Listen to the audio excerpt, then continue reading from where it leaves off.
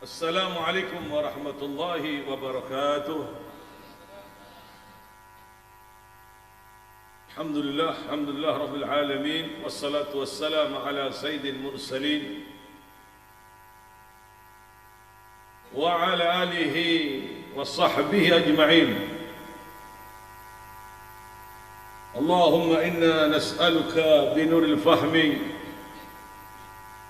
وأخرجنا من الظلمات الوهم وافتح أبواب رحمتك وانشر علينا حكمتك يا أرحم الراحمين. اللهم إنا نسألك فهم النبيين وحفظ المرسلين وإلهام الملائكة المقربين. اللهم أغننا بالعلم وزينا بحلم وأكرمنا بالتقوى وجملنا بالعافية يا أرحم الراحمين يا أرحم الراحمين يا أرحم الراحمين. سبحانك لا علم لنا إلا ما علمتنا إنك أنت عليم حكيم. وصلى الله على سيدنا محمد النبي أمي وعلى آله وصحبه وسلم. الحمد لله rabbil alamin.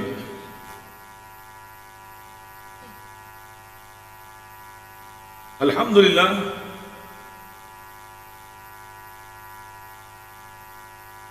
di mana pada malam ini Majlis Ta'lim Al-Fatah Akbar Korlap Pulusari bertepatan di JLT di tempat Bapak Haji Nemo, Abah Nemo.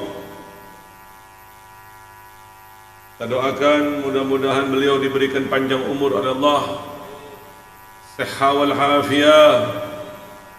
Keluarga besarnya dijadikan keluarga besar yang sakinah, mawaddah warahmah. Anak-anaknya dijadikan anak yang saleh dan salihah. Demikian juga yang hadir kita semua pada malam ini. Amin ya Rabbal. Hadir pula para habaib yang hadir pada malam ini. Ada Al-Habib Haidar Al-Habsyi, Abah Kiai Niman. Juga ada pengacara kita Majlis Ta'lim Al-Fatah, Bapak Haris Sarjana Hukum, yang beliau setia mengawal majlis ini, permasalahan yang berhubungan dengan majlis. Kita doakan mudah-mudahan beliau diberikan panjang umur, sehat wal afiat, diberikan kegampangan semua urusannya oleh Allah zahiran wa batinan. Amin ya Rabbal. Demikian pula Sayyidul Habib Abi Bakar As-Segaf wa akhil Habib Hasan Segaf. Demikian juga di sini hadir juga Ustaz Ahmadi, Bintar Bagir, Bintar Suyuri. Demikian juga para tokoh masyarakat yang tidak saya sebutkan satu persatu. Mudah-mudahan pada malam ini semuanya mendapatkan hidayah dari Allah. Mudah-mudahan yang berkumpul pada malam ini dikumpulkan pula di surganya Allah.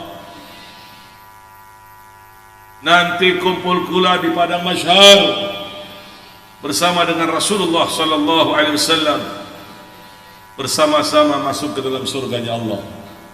Amin ya Rabbal. Amin ya Rabbal. Juga hadir di sini Abah Haji Yusuf dan juga Pak Yanto dan yang lainnya. Mudah-mudahan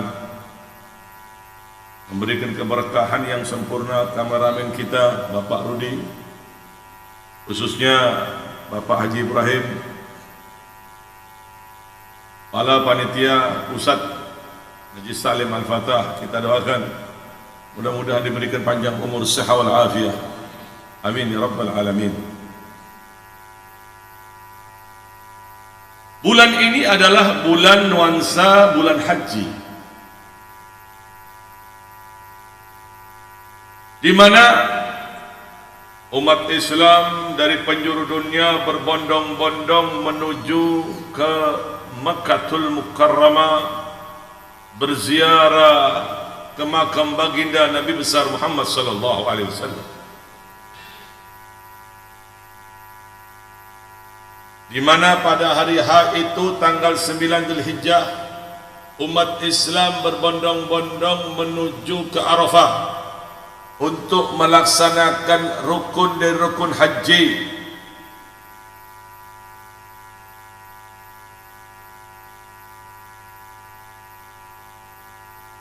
Tidak sedikit dari harta yang dikeluarkan untuk melaksanakan haji Baitul Haram, akan tetapi Allah Subhanahu Ta'ala tidak akan pernah merugikan tamu yang datang semata-mata karena Allah. Karena haji dan umrah ini hakikatnya adalah tamunya Allah.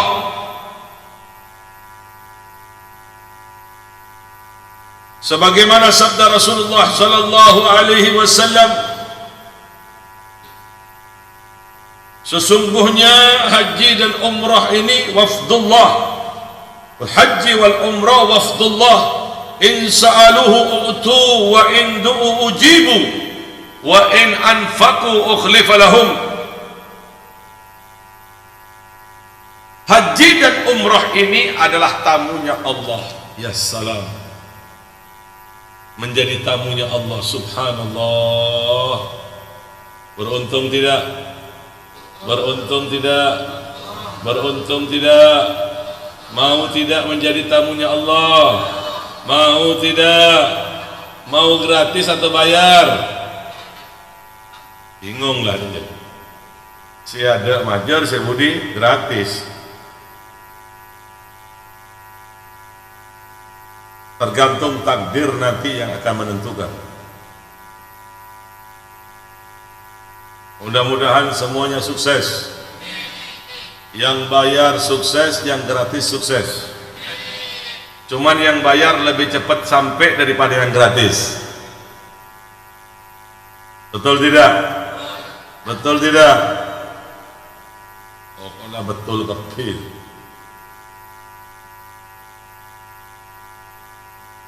Jadi artinya umrah haji dan umrah ini wafdullah, tamunya Gusti Allah. Kalau kita punya tamu aja dari ulama, dari pemimpin-pemimpinnya yang saleh, wah kita senangnya luar biasa, kita menghormati luar biasa. Lalu bagaimana kita menjadi tamunya Allah? Kita ini menjadi tamunya Allah. Masya Allah. Oh. Lalu Allah Ta'ala memberikan hadiah bagi tamunya. Apa itu? In sa'aluhu u'tu. Kalau dia memohon kepada Allah, Allah kabulkan. Masya Allah. Makanya sampean kalau ada saudara dari Mekah telepon itu, cak nyon akik Sulaiman tok, cak pesen kadal Mesir tok, cak pesen haba sauda tok, pesan dua aking kok terdepak. Mudah-mudahan saya bisa sampai seperti sampean. Begitu. Doakan saya di Mekah Madinah. Masya Allah, hari ini dari jamaah pengajian kita yang selalu mensupport, memberangkatkan timnya, anak buahnya, kurang lebih 50 dokter khusus untuk menangani jamaah haji.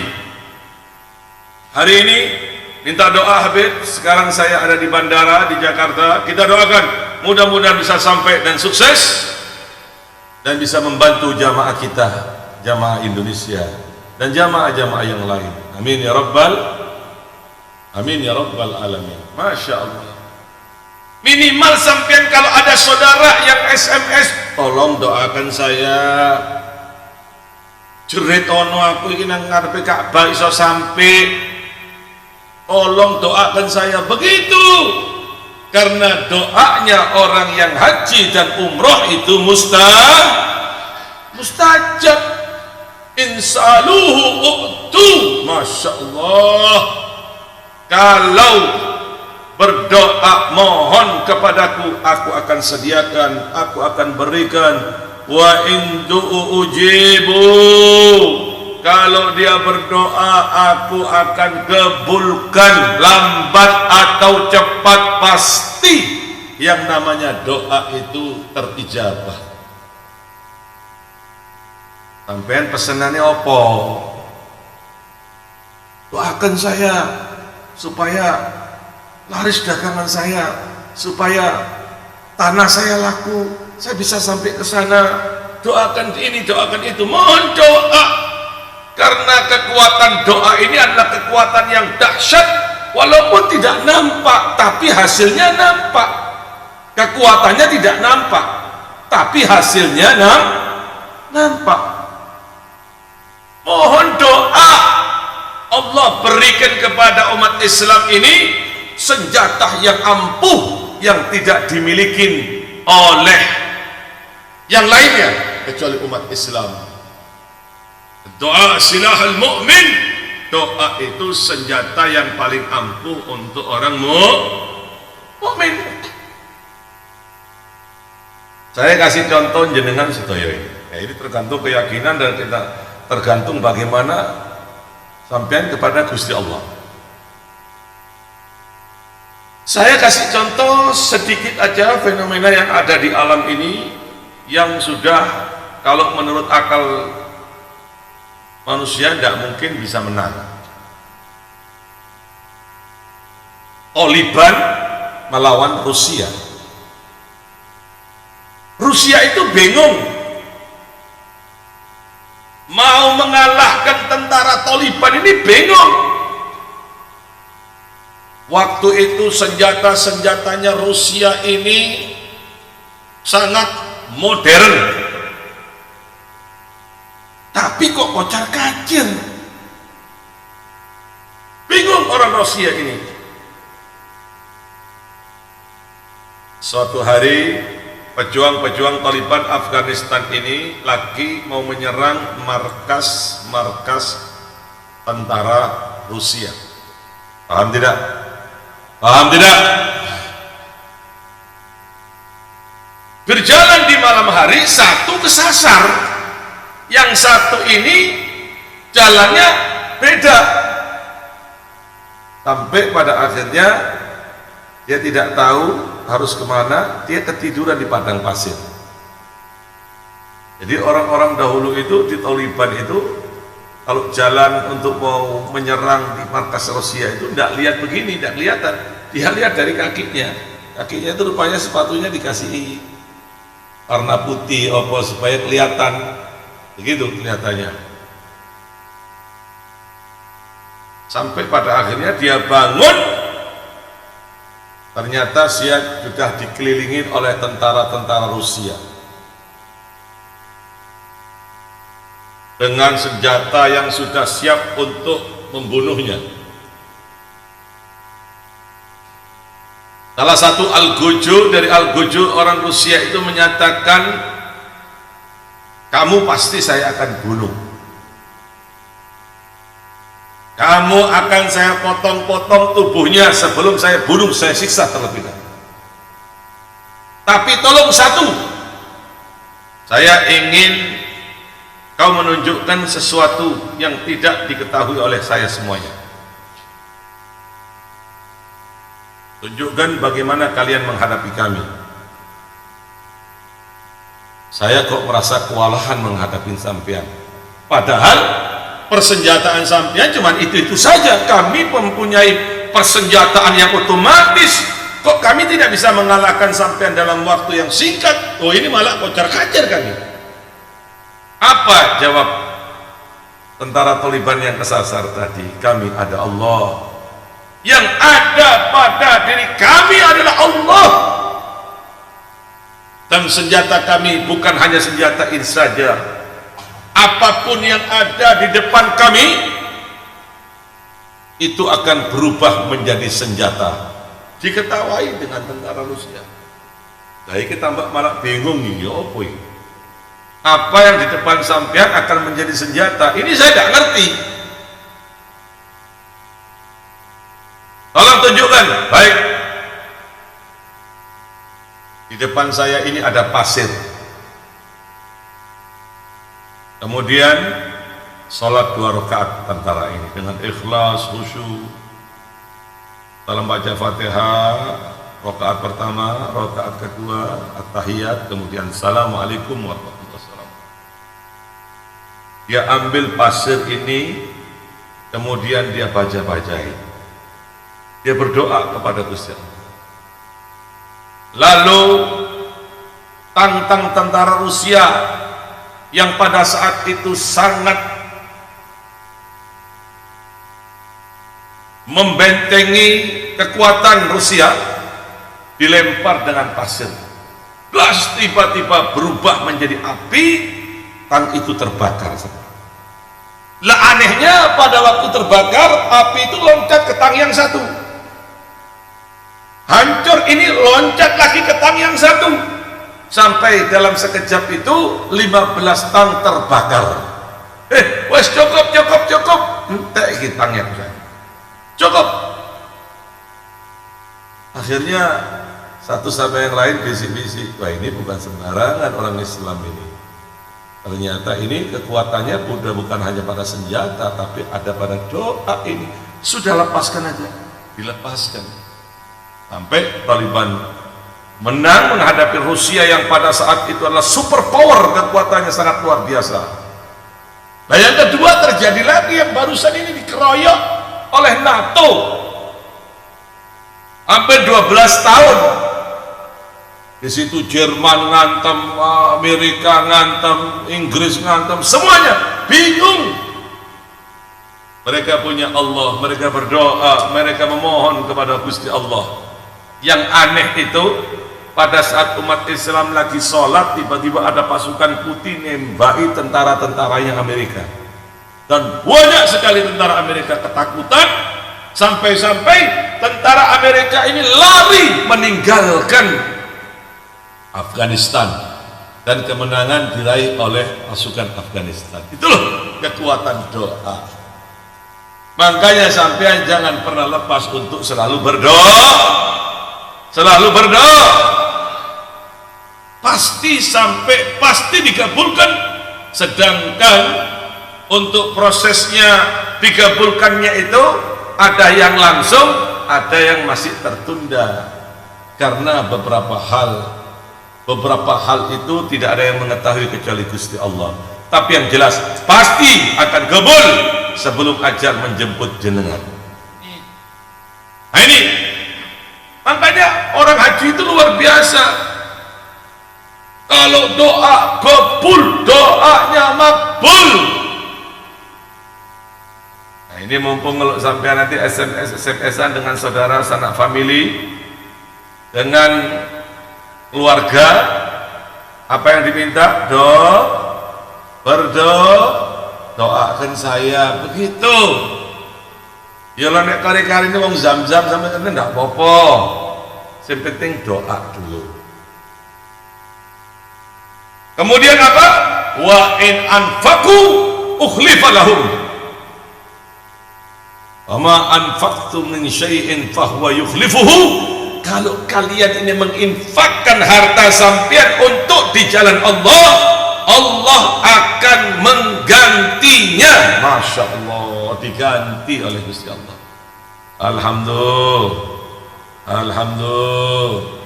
Makanya adanya pengajian ini untuk memberikan pengertian kepada kita, pemahaman kepada kita. Syukur di sini pula dihadiri oleh Bapak Kepala Desa Poreng, Bapak Zainal Saifuddin. Mudah-mudahan diberikan berkah panjang umur Bapak Kepala Desa, dan juga para habaib yang lain, masyayikh yang ada di Poreng. Jadi untung adanya pengajian ini untuk memberikan bimbingan kepada kita, pengertian kepada kita. supaya kita ini tidak salah mengambil segala keputusan. Jadi jangan heran kalau sampean mari haji, keadaan sampean berubah, diganti oleh Allah Ta'ala berlipat ganda. Berlipat. Bagaimana caranya Habib? Ya tidak mungkin Gusti Allah langsung nurunkan berapa karung teko langit emas itu, ya tidak, bukan begitu. Allah menggantinya menurut bagaimana aktivitas sumber rezeki yang sampean lakukan. Kalau itu sawah, tiba-tiba sawahnya lebih berlipat ganda hasilnya. Kalau itu perniagaan, lebih banyak konsumen-konsumen yang datang. Dan banyak cara-caranya Gusti Allah membalas orang yang melaksanakan ibadah semata-mata karena Allah. Ini beruntung. Nah sekarang ini sampean ini nabung dari sekarang, ojo amin-amin tok. Kalau amin kompak, amin ya duitnya tidak ditabung, ya tidak berangkat-berangkat. Amin ini sampai nang Mekah, uangnya nang Indonesia. Nabung, amin, begitu. Biar cepat-cepat berangkat. Nah begitu. Jadi kembali lagi di sini, jangan takut miskin untuk melaksanakan haji Baitul Haram. Gusti Allah mengembalikan uang yang sampean keluarkan untuk haji umroh kecil. Jangan medit-medit tadi uang. Ini kewajiban manusia untuk melaksanakan haji Baitul Haram untuk yang mampu, karena untuk orang yang mampu apabila tidak melaksanakan rukun Islam akan menjadi beban yang sangat berat hartanya, akan sangat membahayakan untuk dirinya. Allah Subhanahu wa Ta'ala akan menanyai setiap nikmat sekecil apapun yang Allah Subhanahu wa Ta'ala berikan kepada panjenengan sedaya. Semuanya akan ditanyakan oleh Allah Ta'ala tentang kenikmatan yang Allah Ta'ala berikan kepada kita semua. Sebagaimana firman Allah Subhanahu wa Ta'ala menyatakan, "Tsumma latus'alunna yawma idzin 'anil na'im." Kemudian kalian akan dimintai pertanggungjawabannya, dimintai tentang pertanggungjawaban nikmat yang Allah berikan terhadap sampean. Nikmat mata, nikmat kesehatan, nikmat semuanya, apakah ini dipergunakan untuk di jalan Allah atau tidak, semua itu akan menjadi tanggung jawab nanti di hadapan Allah. Maka untuk mereka yang menunda-nunda haji, tidak mau haji, dia lebih senang membeli urusan ini dan urusan itu sampai dia mati, maka matinya tinggal pilih mau mati agama Nasrani atau agama Yahudi. Untuk orang yang tidak mau haji, insya'a mata Yahudiyan wa insya'a mata Nasraniyan. Barang siapa orang yang diberi kemampuan oleh Gusti Allah, kemudian dia tidak haji, maka tinggal pilih kalau dia mati dalam agama Yahudi atau agama Nasrani. Na'udzubillah min. Oh Habib, ini sekarang ada yang haji sekarang 30 tahun, umur saya belum sampai 30 tahun, sudah mati dulu. Sekarang umur 40, 70 tahun, berarti saya iya le urip. Betul tidak? Betul tidak? Betul tidak? Di samping sepenting nabung sampai niat akan berangkat haji.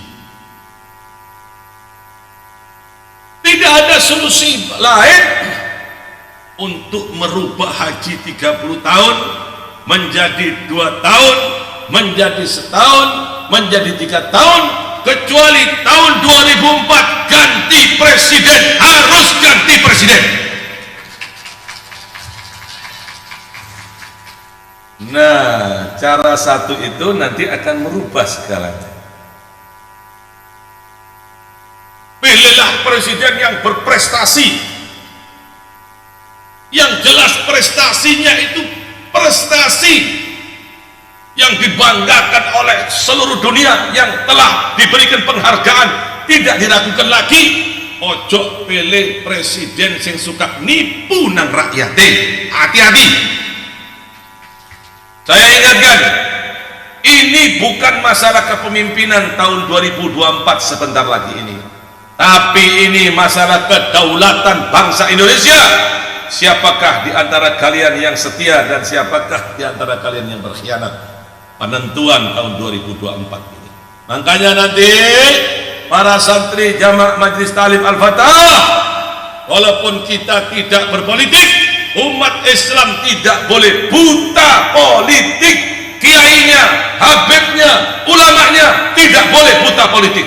Sebodoh-bodohnya orang itu orang yang anti politik. Kenapa demikian? Semua ini diatur oleh politik. Beras naik turunnya diatur dengan suhu politik.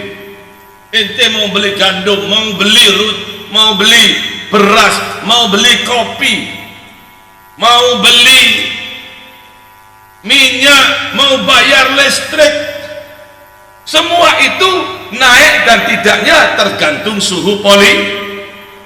Semua naik tidaknya tergantung suhu politik. Yang tidak naik cuma satu, nyabis pak gundu ebu, nyabis pak gundu bolo ebu. Hari sedang naik ya. Dari zaman Soeharto sampai semakin tak go pak kun, ampun lebat kok si bre. Saya tak perlu politik mong dia. Om sallallahu Muhammad. Om sallallahu Muhammad. Makanya nanti para santri jamaah Majelis Ta'lim Al-Fatah, sekarang ini siapa calon-calon presiden ini saya berikan pemahaman supaya tidak dibujui. Yang pertama siapa? Tolong lihat prestasinya terlebih dahulu. Yang kedua siapa? Tolong prestasinya dilihat terlebih dahulu. Kelebihannya apa? Kelemahannya apa? Nanti vonis saya akan berikan pemahaman. Tidak boleh buta politik. Tidak boleh buta politik walaupun kita tidak berpolitik.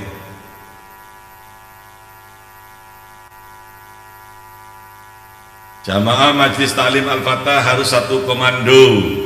Setuju tidak? Setuju tidak? Setuju tidak? Untuk menyelamatkan bangsa Indonesia yang kita cintai, supaya anak cucu sampean bisa merasakan keindahan merah putih, bisa merasakan kemakmuran, bisa sejahtera.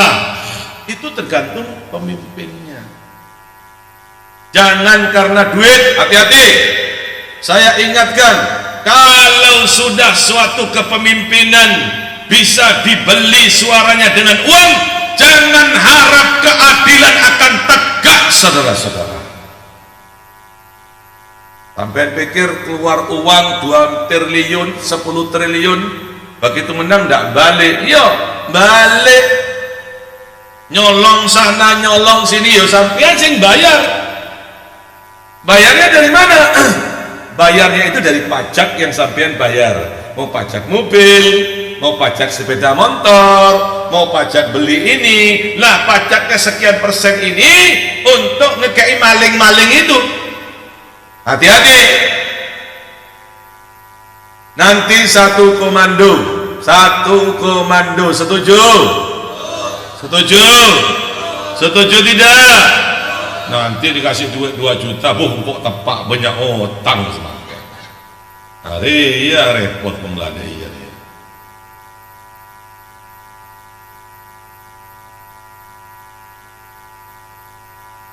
Ketepaan kerupuk kita majer hari ya. Mong tero pesi alakoh, mong tero punya pesi alakoh. Hati-hati, banyak negara-negara hancur gara-gara buta politik. Hati-hati. Di zaman Belanda memang tidak boleh berpolitik, ulama tidak boleh berpolitik, tangkap penjara. Dan kita jangan sampai buta politik. Urusan sholat penting, urusan ngaji penting, puasa penting, mondok penting, baca kitab penting, urusan negara juga penting. Loh, kalau umpama sekarang Islam ini kalau tidak disalurkan di zaman sekarang ini, tidak disalurkan dengan jalur politik, loh pakai jalur apa?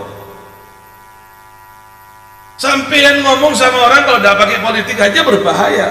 Kenapa kok mau anti politik? Makna politik itu apa sih? Kok anti betul dengan politik itu apa makna politik itu? Tanyakan. Politik itu siasat, strategi, cara. Lo sampean aja ngomong sama orang tidak pakai cara, dipendam sama orang. Sampean aja Pak ngomong bibi dan sampean tak ngakui cara, yakin takut masak bibi sampean.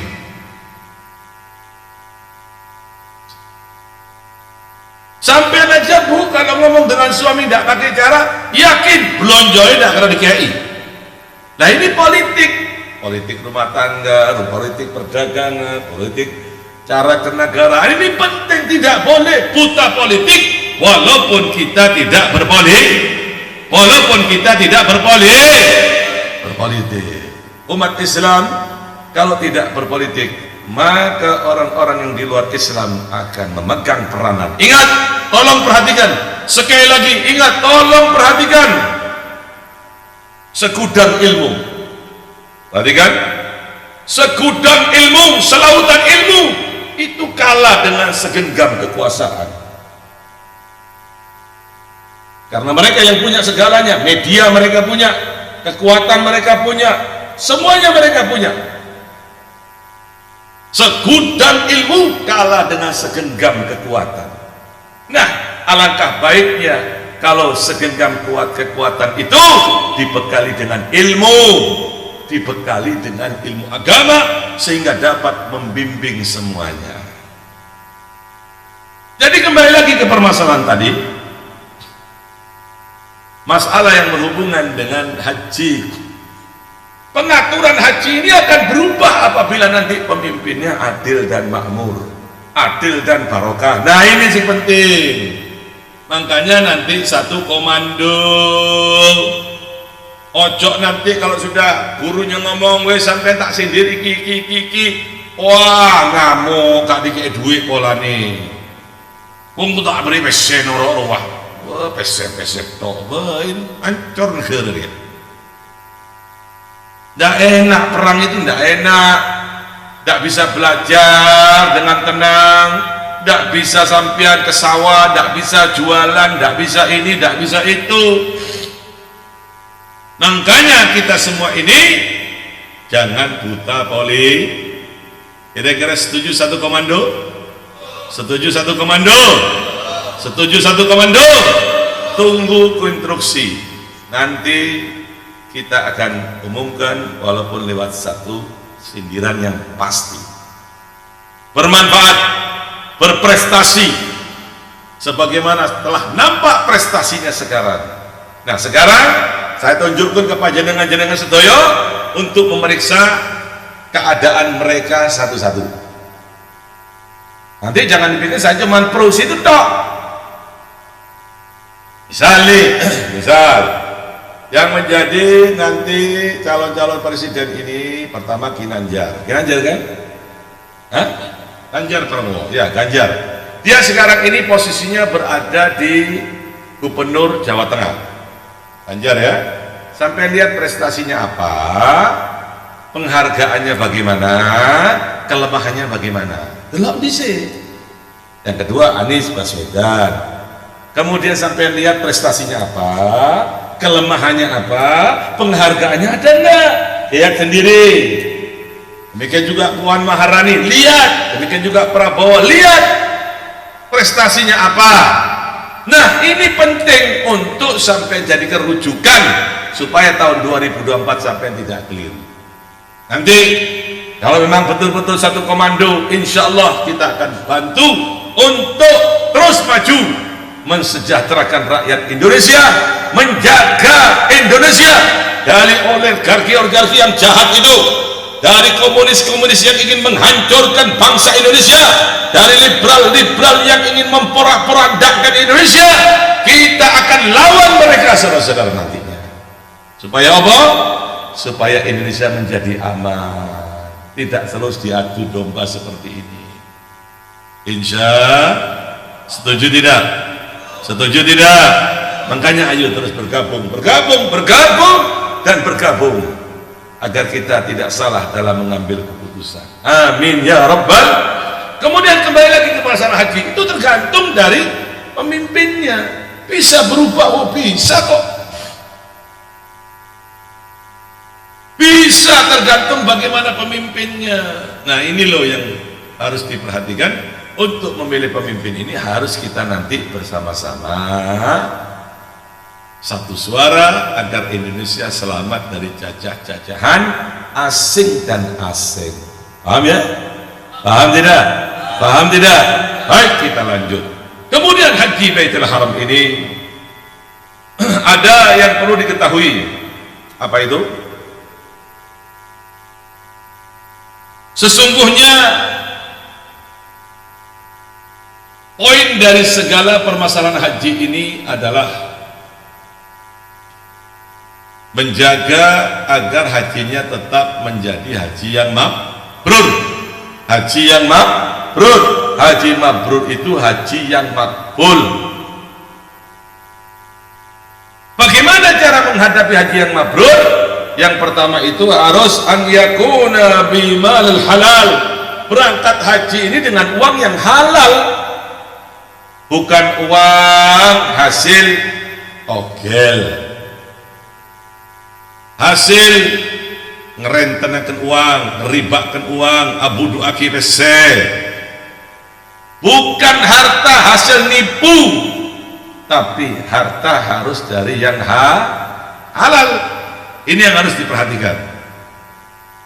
Yang kedua, alamatnya haji yang mabrur makbul itu salamatul minal azam, selamat dari dosa kecil dan dosa-dosa besar. Ya harus dijaga. Harus dijaga. Jangan sampai berbuat hal-hal yang aneh-aneh. Antara lidah dan perbuatan harus dijaga. Harus dijaga. Perbuatannya bagus, ibadahnya jempol, tapi lidahnya tidak karu-karuan, tidak akan pernah mendapatkan haji yang mabrur. Lidahnya berzikir, perbuatannya tidak baik, tidak akan pernah bisa menjadi haji yang mabrur. Harus lidahnya baik, demikian juga perbuatannya baik. Karena sabda Rasulullah SAW yang berbunyi, man haji falam yarfuth, barang siapa orang yang haji tidak berkata kotor, walam yafsuk, dan tidak rusak, ini antara perbuatan dan lidah, ucapan bersamaan, raja'a kayaumi waladatul maka kharaja min dunubi kayaumi waladatul maka dosa itu akan keluar dari tubuhnya seperti ibu yang baru melahirkan anak. Artinya bersih, tidak ada dosa. Hati-hati, ini harus diperhatikan.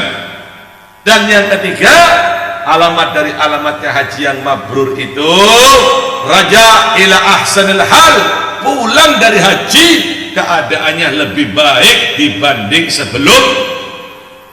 sebelum misal sebelum haji dia itu tidak pernah sholat malam, bangun setelah haji sholat malamnya hebat, zikirnya hebat. Ini alamatnya haji mabrur. haji yang mabrur. Makna mabrur makbul, selamat dari dosa kecil dan dosa-dosa besar. Paham tidak? Paham tidak? Ya ini loh masalah yang berhubungan dengan haji penting, tidak boleh kita anggap remeh. Jangan sampean ini takut miskin karena akan melaksanakan haji, uang yang keluar begitu banyak. Jangan takut, pasti diganti oleh Gusti Allah. Pasti diganti. Nah, ini kalau sampai dapat percaya, saya akan uji satu orang saya akan uji. Ya, apa Haji Yusuf ada di sini di belakang? Ya, apa Haji, tolong berikan kesaksian. Tenang apa Haji, tenang, nggak ada apa-apa, tenang aja apa Haji, tenang aja. Ya, Abah Haji Yusuf, haji yang pertama tahun berapa Abah Haji? 2009. Ongkosnya satu orang. Oh, tahun 2009. 36. Baik. 36. Berarti sudah berapa tahun? 12 tahun.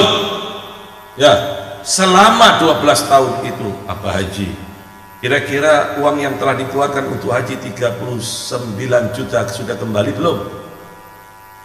Lebih loh, malah Haji Maning loh. Malah Abah Haji Yusuf dengan Ibu Haji Zulekha ini haji kedua kali.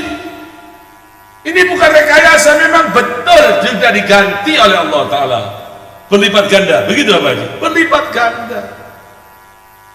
Pasti diganti. Jangan takut sampean kalau sampean ini bertuhan kepada Gusti Allah, nyembah kepada Gusti Allah, pasti akan dikayakan oleh Allah, dicukupi dengan satu syaratan. Ingat, ojo berbuat maksiat, hati-hati, terutama zina, hati-hati.